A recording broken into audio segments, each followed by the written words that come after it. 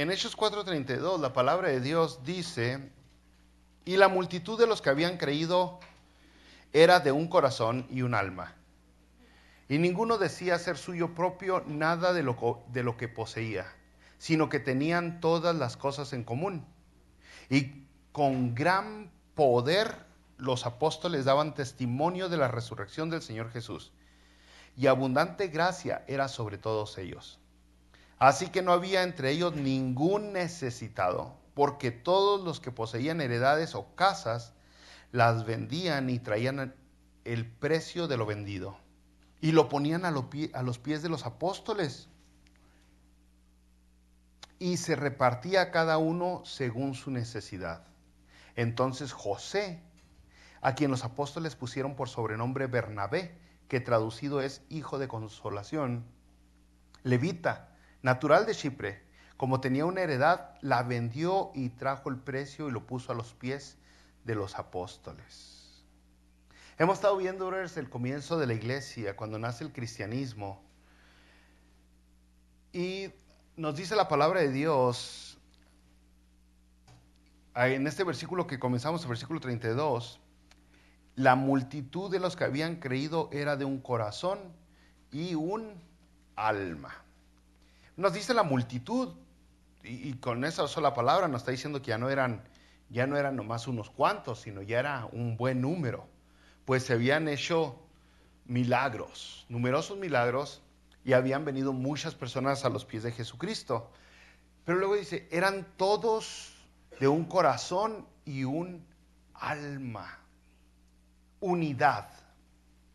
Ahora, unidad no se está refiriendo de que todos se veían igualitos. Está hablando de que tenían los mismos valores y los mismos principios. No está hablando de uniformidad, pero sí está hablando de que tienen mismos valores, mismos principios. Es lo que nos unen a nosotros, los valores. Una moralidad más alta, un amor por el prójimo verdadero, diferente. Y dice que todos están de un mismo corazón y un alma. Y ninguno decía ser suyo propio nada de lo que poseía. Ahora va a explicar a qué se refiere o cómo podía explicar de que eran unidos. Y la manera mejor para explicar qué tan unidos eran es financieramente. O sea, eran tan unidos, que no les dolía ayudarse económicamente uno al otro. Dice, ninguno decía ser suyo propio nada de lo que poseía, sino que tenían todas las cosas en común. Esto es cuando la iglesia está comenzando. Qué bonito no tener una iglesia así y una comunidad así.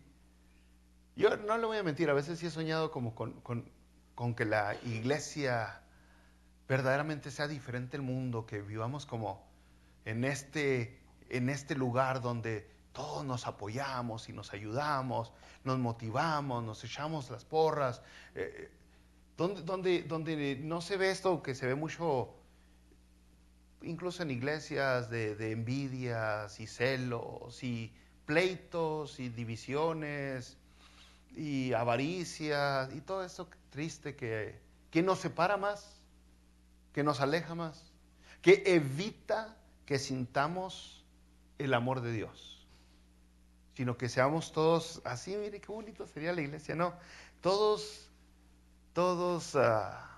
unidos con un corazón, un alma, a tal grado que en lo que más nos duele, que es la cartera, digamos, nada es mío, nada de lo que tengo es mío, es de todo. Así que todas las cosas las teníamos en común. Y yo creo que la palabra de Dios, como siempre, es tan perfecta, tan exacta, nos da esa explicación de lo que es estar unido usando las finanzas, usando las posesiones, usando las cosas. Porque nos hemos dado cuenta que la humanidad ama mucho lo material. Por un centavo las personas asesinan.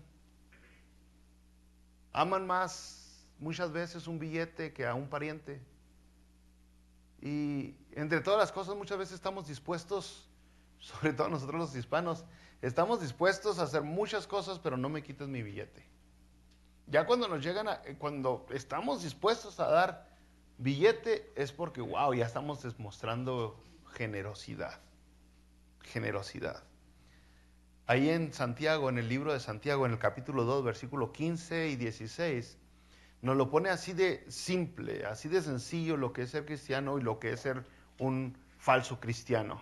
Y dice en Santiago, capítulo 2, Santiago 2, 15 y 16, dice, si un hermano o una hermana están desnudos y tienen necesidad del mantenimiento de cada día, y alguno de vosotros les dice, id en paz, calentaos y saciaos, pero no les dais las cosas que son necesarias para el cuerpo, ¿de qué aprovecha? Y luego continúa, dice que la fe sin obras es muerta, ¿no? Que la fe se ve, y se ve en lo que uno hace por el prójimo. Se ven las obras. Y es lo que estamos viendo en la iglesia cuando nace. La iglesia, el cristianismo, no la religión superficial que hoy hay, pero la verdadera iglesia dice, se ayudaban uno a otro, entre hermanos, se echaban la mano, se apoyaban. Nadie decía, esto es mío, no lo toques. Si no era así como que lo necesitas, úsalo. ¿Te sirve? Llévatelo.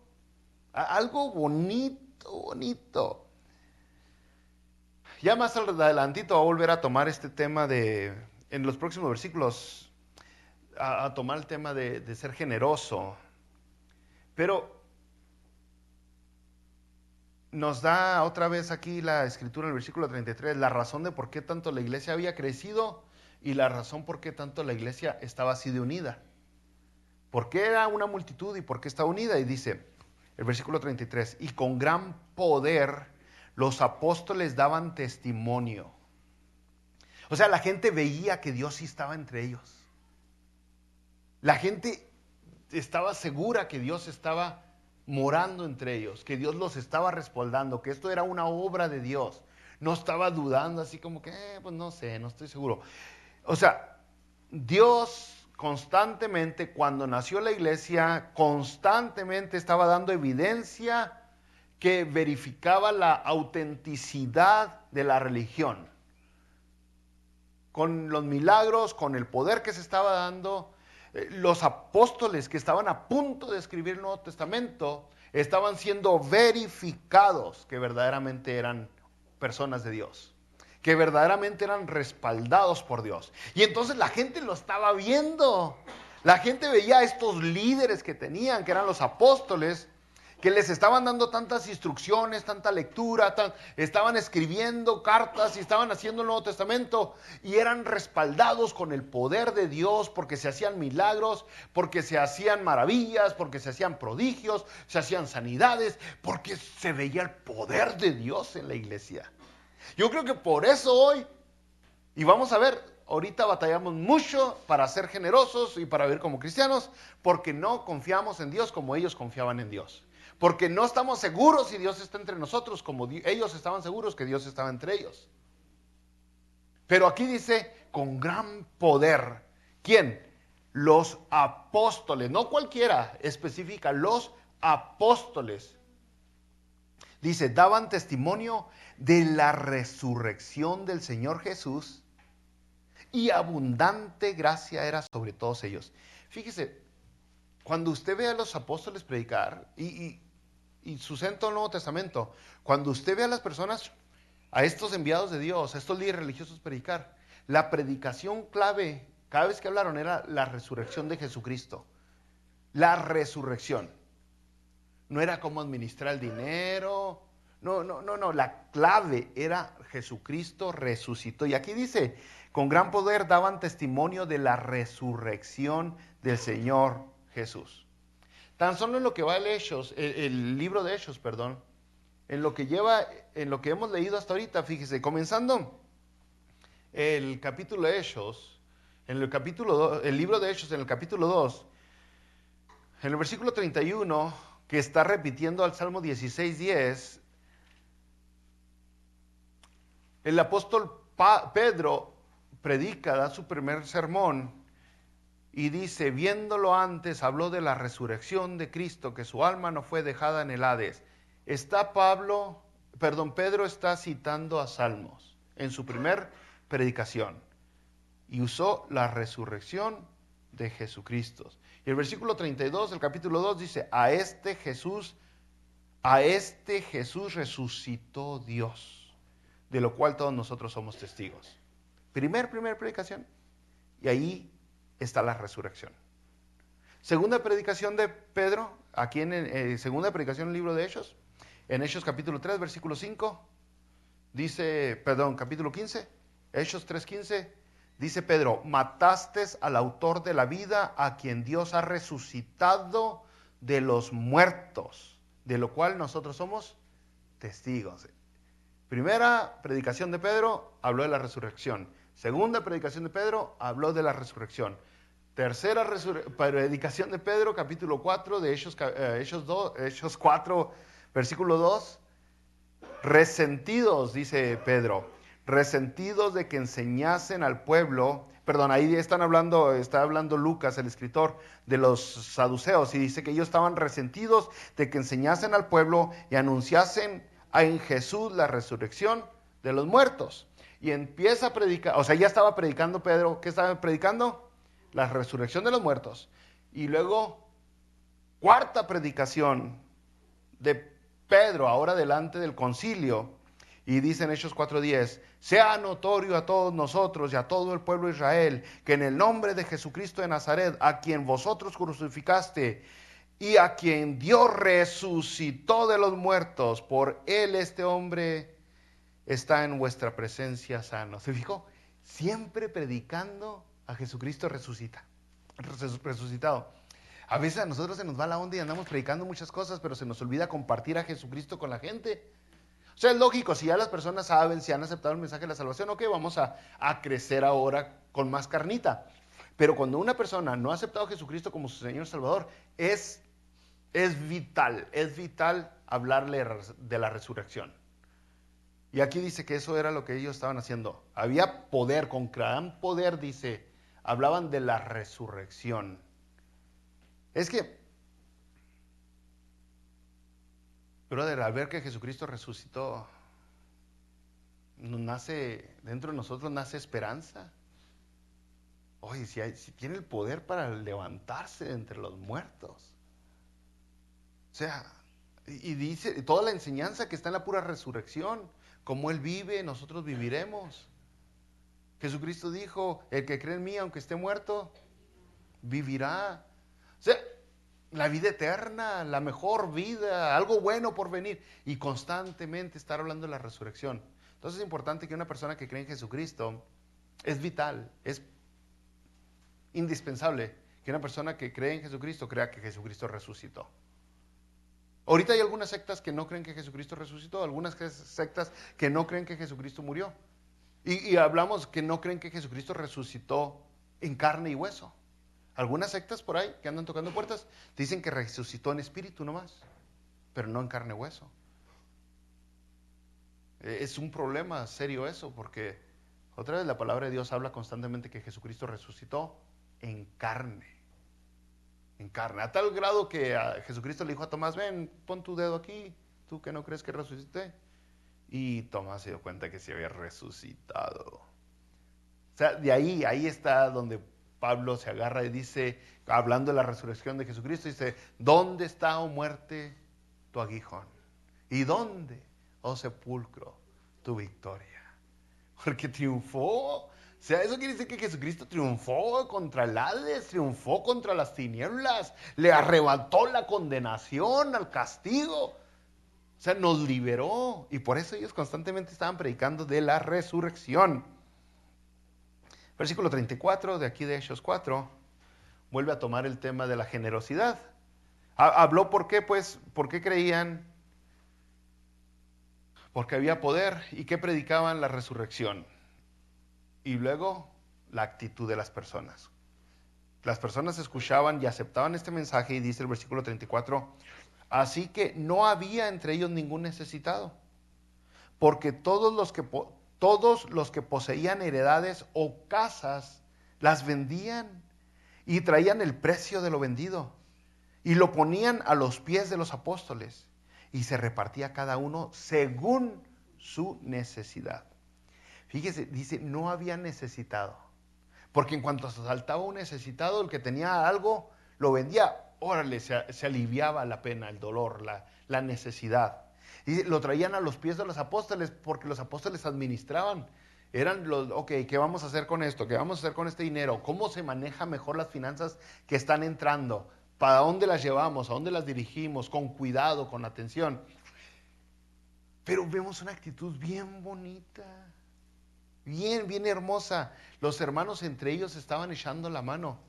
Si usted sabe un poquito de historia, usted se dará cuenta que Jerusalén cada vez fue cayendo más y más económicamente por el yugo que tenían romano. Los romanos los estaban amagando. Siempre hubo un grupo rebelde de los israelitas. Siempre hubo un grupo guerrillero, diremos, que se levantaba en contra de los romanos. Les llamaban los romanos terroristas, porque no estaban conformes con tener el yugo de los romanos. Y eventualmente este grupo, pues tomó mucho poder y acabaron haciendo guerras a Jerusalén. Pero mientras más apretaban los romanos a Jerusalén, más escasez había en Jerusalén. Y aquí dice la palabra de Dios que los cristianos se ayudaban unos a otros. Igual como Santiago dijo, ayúdale a tu hermano, hermano con hermano. Pero vemos una iglesia muy bonita, bro. La verdad muy diferente a muchas de las iglesias del día de hoy. Muy diferentes a las iglesias locales hoy. ¿Sabe que cuando el Señor Jesucristo anduvo aquí caminando, el tema principal diríamos que fue el reino de Dios? Jesucristo anduvo aquí en sus 3 años de ministerio y estuvo predicando, arrepentidos, el tema de Dios se acerca, el reino de Dios se ha acercado, ¿no? Pero en ese tema del reino de Dios, nuestro Señor Jesucristo usaba otro tema que parecía ser un segundo tema. Pero esto otro que usaba Jesucristo para dar enseñanza, para predicar acerca de la vida eterna, de la salvación, del reino de Dios, este otro tema era finanzas. Usó mucho Jesucristo las finanzas. Y es que para tratar con el tema principal que es el reino de Dios, trató con el corazón del humano que es el billete. Mucho, lo hizo mucho. Porque el ser humano tiene una pasión principal, una pasión que nos mueve. Es lo único que logra que nos levantemos temprano los lunes. El billete. Es el billete. Por ahí dicen que todos tienen un precio. Es lo que dicen, el billete. Y es asombroso, pero mucho más poderoso que el sexo para el ser humano es el dinero. Es la pasión principal. El ser humano le encanta poseer, tener posesiones. Nunca se llena, nunca es suficiente. Siempre quiere más y más.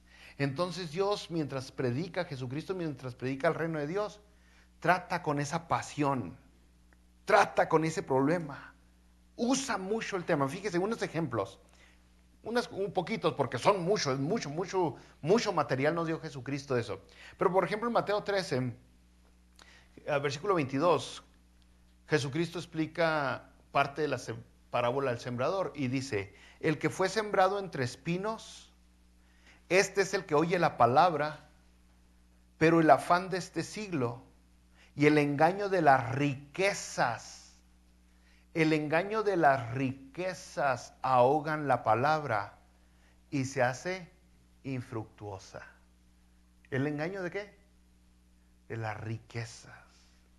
Aquí mismo en Mateo 13, versículo 44-46, el Señor Jesucristo dice, además, el reino de los cielos es semejante a un tesoro escondido.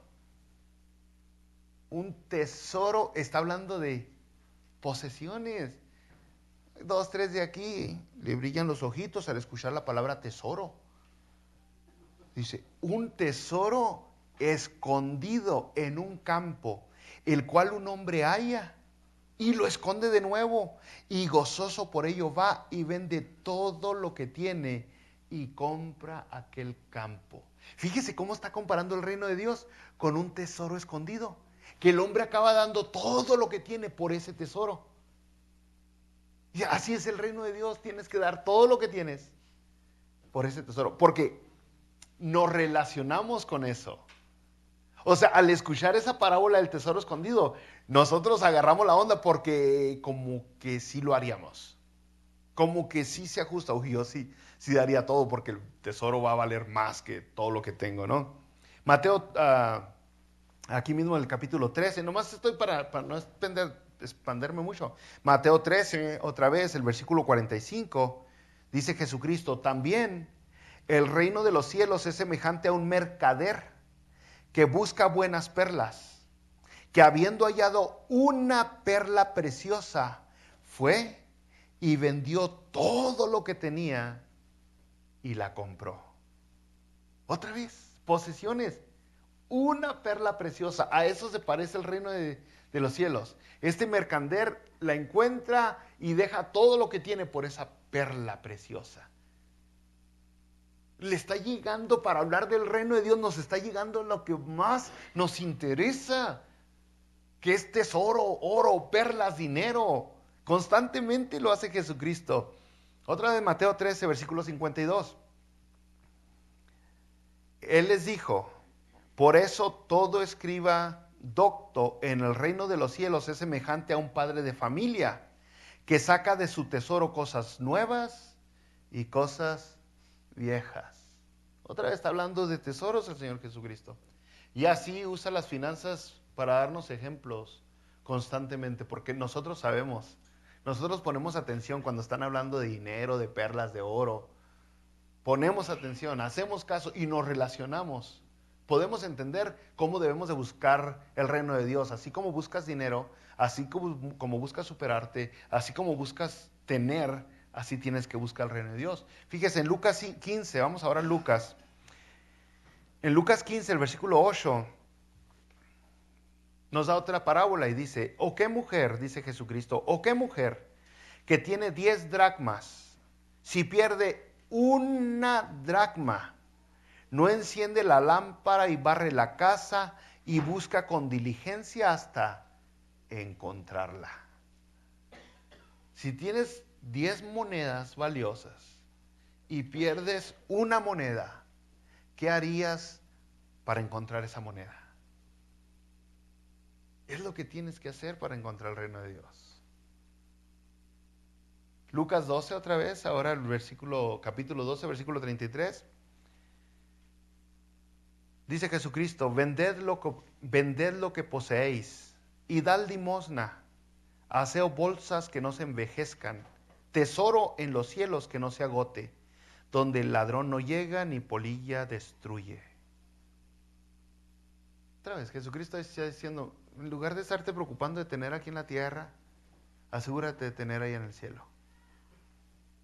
Y así como estas historias, Jesucristo dio otras, contó la historia de Lázaro y el rico. Están las historias del joven rico. Así nos damos cuenta que Judas por dinero traicionó a Jesucristo.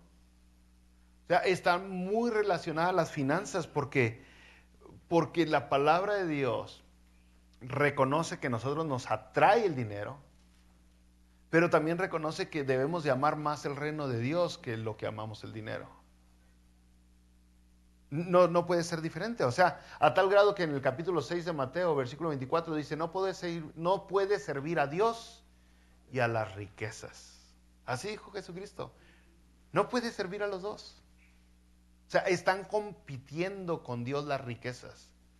Están compitiendo con Dios las posesiones, el dinero y todo lo demás. Y yo creo que la razón por la cual las iglesias están hoy donde están, brother, estamos batallando en ser generosos como fue la iglesia cuando comenzó, es porque muchas personas no han entendido al Dios que tienen, no se han dado cuenta que sí está Dios entre nosotros. ¿No se han dado cuenta que existe un Dios proveedor? Un Dios que no nos deja. Y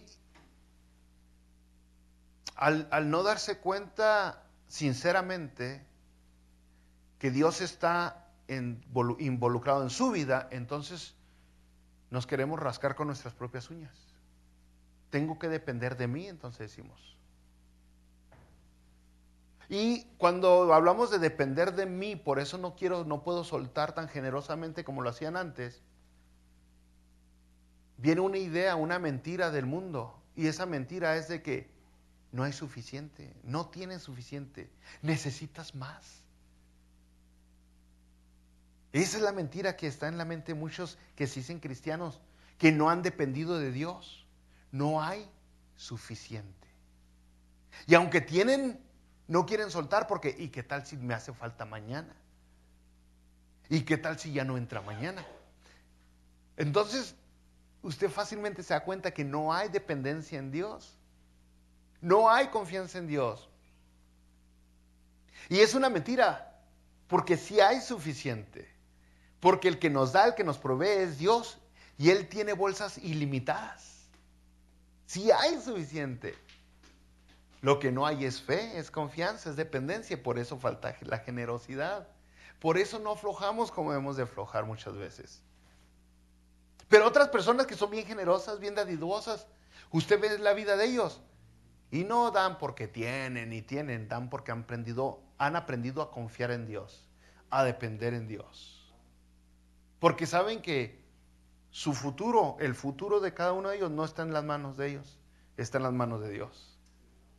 Y eso era lo que hacían la iglesia cuando nació. Ellos no veían su futuro en su vida, en sus manos, veían su futuro en las manos de Dios.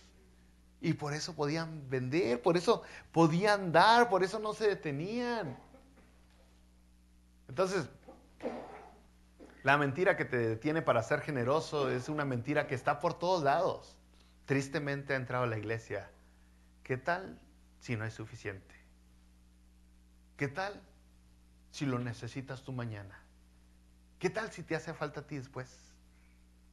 Y por eso muchas personas simplemente se detienen. Fíjese, Jesucristo dijo en Mateo capítulo 6, versículo 25, no os afanéis por nuestra vida.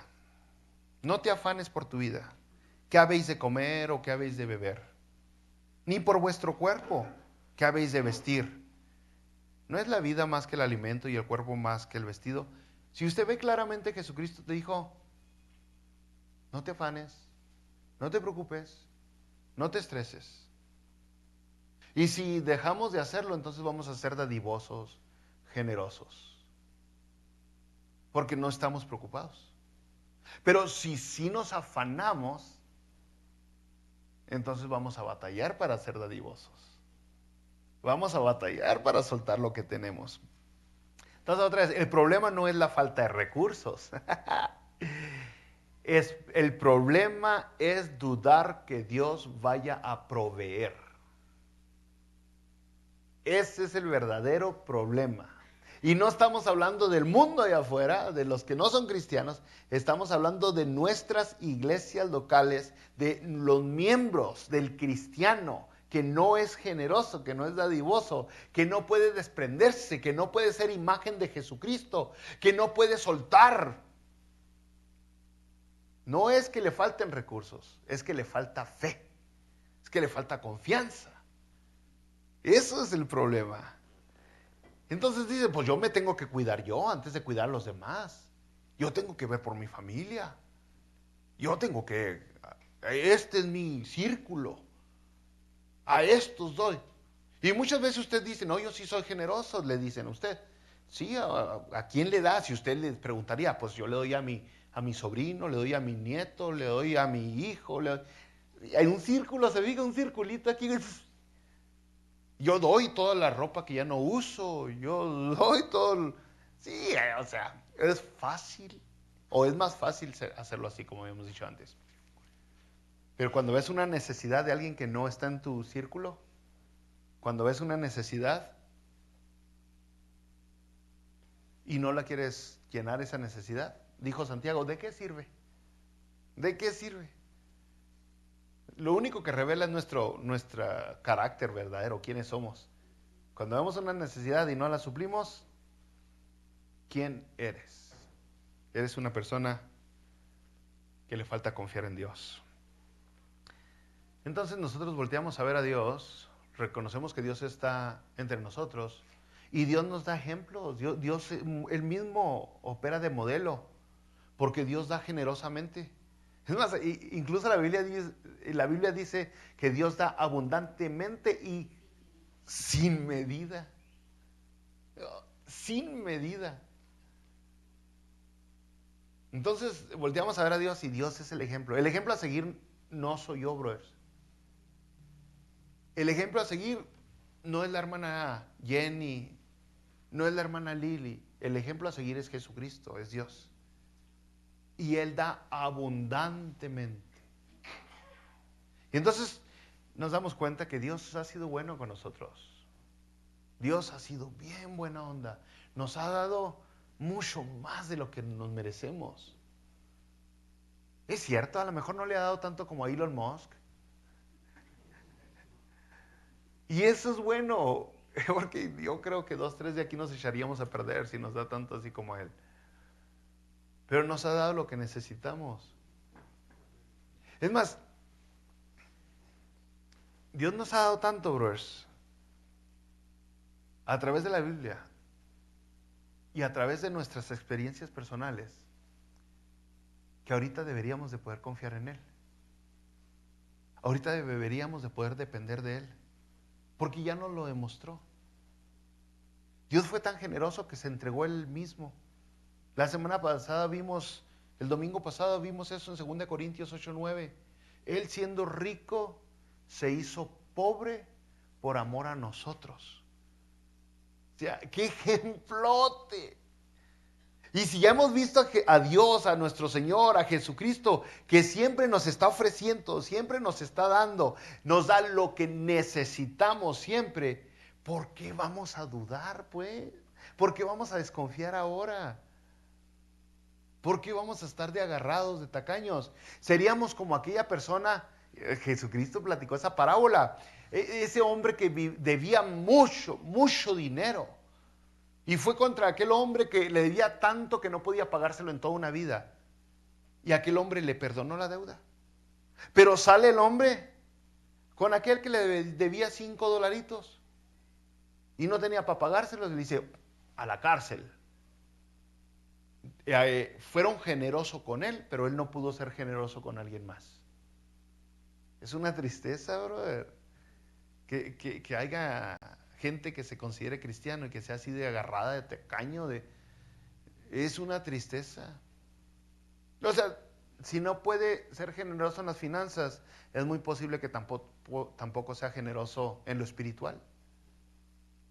O sea, también va a agarrar a Jesucristo y va a decir, es mío, es mi Diosito, no es de nadie más, y no lo va a compartir.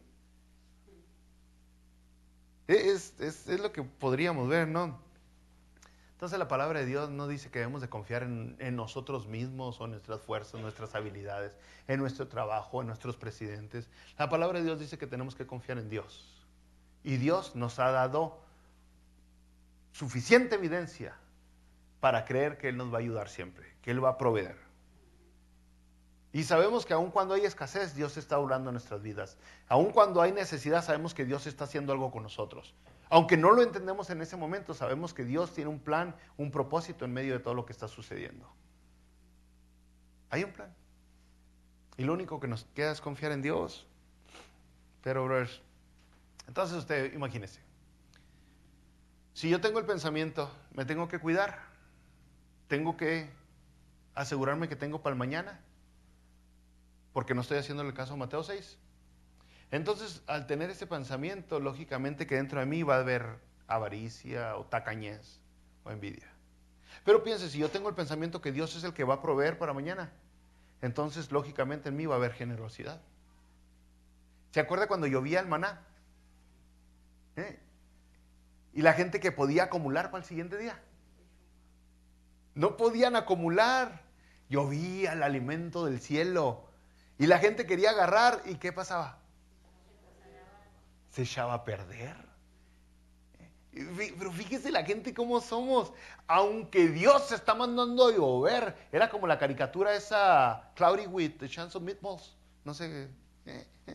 Que llovía la comida del cielo, ¿no? Ah, aunque la gente veía a Dios sobrando, aún así la gente era bien avariciosa y agarrando y echándole a la canasta y Dios mandaba que se pudriese ese alimento. No, tienen que aprender a confiar en mí. Es lo que tenemos que hacer, brother. O sea, si se fija, ahí nos está dando una lección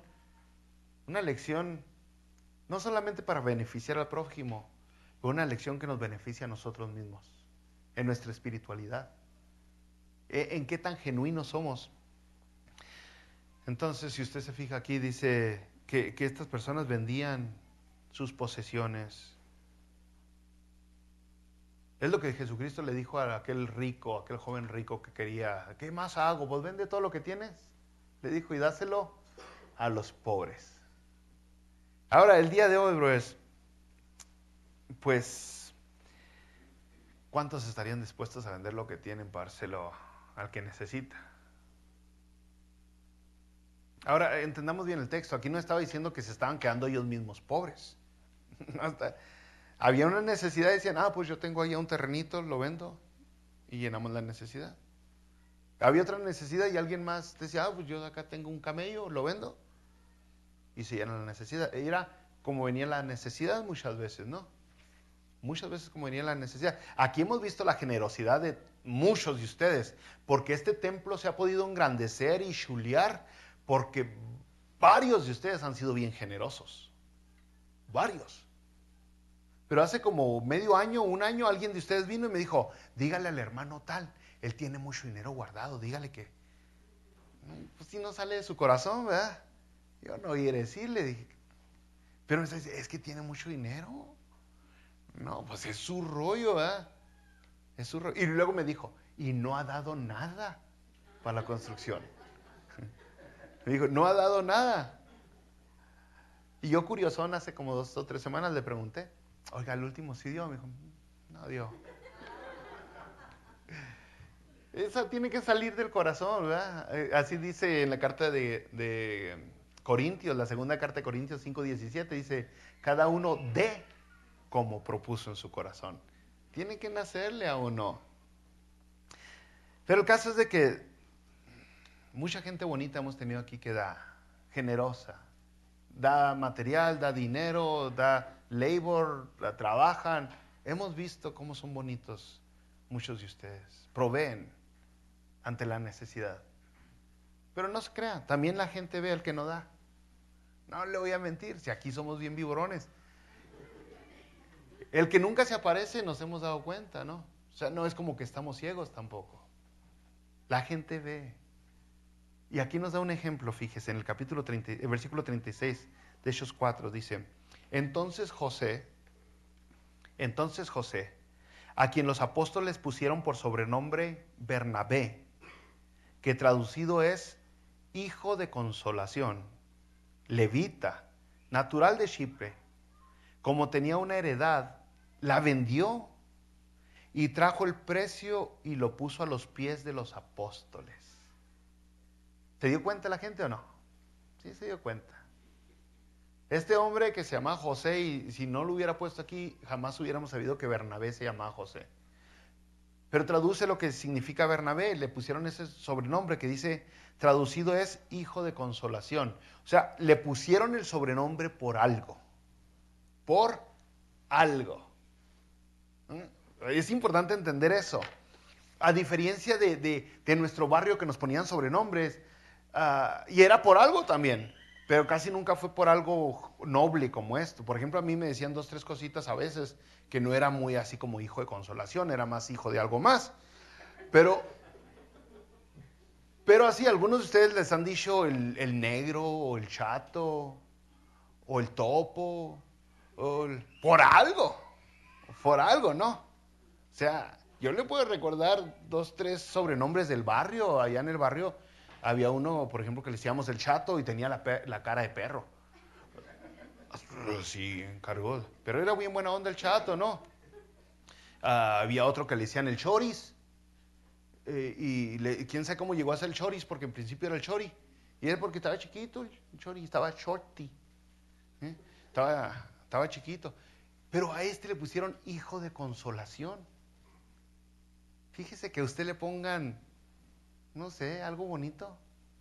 Algo bonito. Algo bonito. Yo por muchos años pensé si me cambiaba el nombre. Ya ve que mi nombre es muy popular. Y, y luego por un tiempo dije, me voy a poner. Y buscaba entre los grandes de la Biblia, ¿no? Los de renombre. Josué, Moisés, David. Busca. Y luego después de un tiempo, al verme en el espejo, dije, no, hombre, pues si me parezco más a Saúl o a Judas. ¿Sí me entiende? O sea, queremos un nombre, pero ese nombre tiene que ir de acuerdo a tu personalidad. En Apocalipsis dice que eventualmente todos vamos a agarrar un nombre nuevo. Un nombrecito escrito en una piedrecita blanca. Ese nombre va a revelar quién verdaderamente eres. Si eres generoso, si eres paciente, si eres tu verdadero tú, ¿no? Algo que revele quién eres. Pero fíjese, aquí en Bernabé, vamos a acabar ya con esto. Es un sermón viviente de lo que están hablando. Bernabé es un ejemplo vivo de que la gente se da cuenta quién es generoso, quién es bondadoso, quién es consolador, quién ayuda. O sea, aquí la historia de Bernabé es un ejemplo de alguien que verdaderamente le entró la historia de Jesucristo a la cabeza, lo aceptó y transformó su vida. Fue su vida transformada por el poder de Jesucristo. Y lo podemos ver en la generosidad de Bernabé, porque dice que Bernabé, tenía una heredad, la vendió y trajo el precio y la puso a los pies de los apóstoles. ¿Cómo podemos ver que este Bernabé era genuino? En el próximo capítulo vamos a ver una historia de una pareja que intentó presumir y acabó muy mal la historia. ¿Cómo sabemos que Bernabé lo hizo verdaderamente por amor a la gente y no para, mírenme a mí? Bueno, si usted siguiera leyendo un poquito de la historia de Bernabé, que era nomás un miembro de la iglesia, en el capítulo 9, versículo 27, vemos a Bernabé testificando a favor de Pablo, para que Pablo fuese aceptado entre los hermanos. Ahí vemos a Bernabé otra vez. Después en el capítulo 11, versículo 22, vemos que Bernabé es enviado a Antioquía. Bernabé, la iglesia de Jerusalén, lo envía a Antioquía. O sea, ya vemos que ya lo están tomando cada vez más en serio. Después en el versículo 30, la palabra de Dios nos dice que Bernabé era uno de los ancianos, de los líderes, o muchos dicen un copastor en la iglesia de Antioquía. Bernabé, el que comenzó dando, siendo generoso, siendo dadivoso. Ya en el capítulo 13, todo el capítulo 13, pues vemos que Bernabé es un misionero. Hace su primer viaje misionero con Pablo. Y después hace su segundo viaje misionero con Marcos, que también se llamaba Juan. O sea, a las personas no las vamos a conocer con un acto que hacen. A las personas no las conocemos porque, ay, mira, este brother hizo eso. No, es peligroso de ambas maneras. O sea, no podemos etiquetar a una persona porque hizo algo malo. No podemos juzgarle toda su vida porque la regó una vez. Pero tampoco podemos etiquetar a una persona como buena persona o verdadero cristiano porque hace una cosa buena. Sino toda su vida está revelando quién es verdaderamente. Toda su vida revela quién es. Mientras más nos codiamos, mientras más nos relacionamos con las personas, más conocemos verdaderamente quiénes son. Si verdaderamente hay amor en su corazón hacia el prójimo. Porque de ahí viene la generosidad. Entonces vemos a Bernabé. Y ya cuando hubo dado todas sus finanzas, empezó a dar su propia vida. Ya cuando hubo dado todo lo que tenía Bernabé, se empezó a dar él mismo por la gente. Empezó a ir a predicar el evangelio donde no había nadie que lo estuviera predicando. Ese es un corazón transformado. Esa es una vida cambiada. Esa es una vida de generosidad. Esa es una persona que vio a Jesucristo como ejemplo. Esa es una persona que vio a Dios en medio de ellos. y que entendió que Dios es el que se encarga del futuro, del mañana. Y vivió de acuerdo a lo que predicaba. Vivió de acuerdo a lo que creía. Pero nosotros la iglesia local, vamos a ser como ellos si amamos a las personas. Nosotros vamos a ayudarnos entre uno y otro si nos preocupan las personas. Cuando falta alguien, empezamos ahí. Cuando usted ve que no viene alguien a la iglesia, una llamadita. Hey, ¿cómo estás? ¿Qué onda? ¿No has venido? Muchas veces vienen aquí y luego no los vemos. Bueno, la pregunta viene, ¿por qué? A lo mejor está necesitado, a lo mejor está enfermo, a lo mejor está en el hospital. Porque todos nosotros cuando caemos en el hospital nos gusta que nos visiten. Cuando menos 2, 3. Todos aquí, si estamos en el hospital y nadie nos visita, nos vamos a sentir bien mal. Todos aquí. Y vamos a decir, ¿dónde está el amor de este? ¿Dónde está el amor de ellos? Pero ¿dónde estuvo tu amor cuando aquella otra persona cayó en el hospital? Aquí podemos dar cuando vemos que otra persona anda tristezona. Es fácil darse cuenta. Yo aquí, desde que estoy aquí, ya identifiqué a 2 tristezones. Y ni siquiera he hablado con ellos. Y cuando ves que hay en esa necesidad, un abrazo mínimo, un apretón de mano, una oración. O sea, podemos ser generosos. Podemos ser generosos. Invitar a la gente a comer para platicar con ellos y darles un consejo. Pero lo más difícil, como hablamos al principio, es el billete, brother. El billete. Y aquí han habido varios hermanos que han estado necesitados y están necesitados. Y me da mucho gusto ver cuando ustedes mismos se mueven y atienden la necesidad. Pero no crean, nos damos cuenta también que nunca da. ¿Para qué nos hacemos? O sea, nos damos cuenta de que, se hace Lucas y se voltea para otro lado. No seamos así. No seamos así. Es como en las fiestas, cuando hacemos comida. Siempre había un grupo de personas que querían traer los desechables. O sea, no seas tacaño, ¿por qué siempre los desechables? No quieres ni esforzarse a cocinar, ni traer un buen guisado. Yo traigo los desechables. O sea, aquí hubo una pareja que se me fue de la iglesia y posiblemente me está escuchando porque lo vi. Me han dicho que nos ven en el Face. Que la última fiesta que hicimos dijo, yo traigo las sodas. Y trajo 2 sodas y las 2 eran Shasta. Y pues uno no se aguanta las ganas. Le dije, no manches, bro. O sea, es bien tacaño. ¿Cómo dice? No come plátano para no tirar la banana. ¿Cómo? Para no tirar la banana, la misma, ¿no? Para no tirar la de cáscara. El caso es que si usted es una persona que ha aprendido a ser generosa, sígale, no se fijen en los demás. O sea, que no lo desmotiven los demás. Pero si hemos sido medio tacañones, Dios está viendo. Si nosotros vemos, nosotros que nomás tenemos 2 ojitos y están medio borrosos, vemos, imagínese Dios. La palabra de Dios dice, no os engañéis. Dios no puede ser burlado.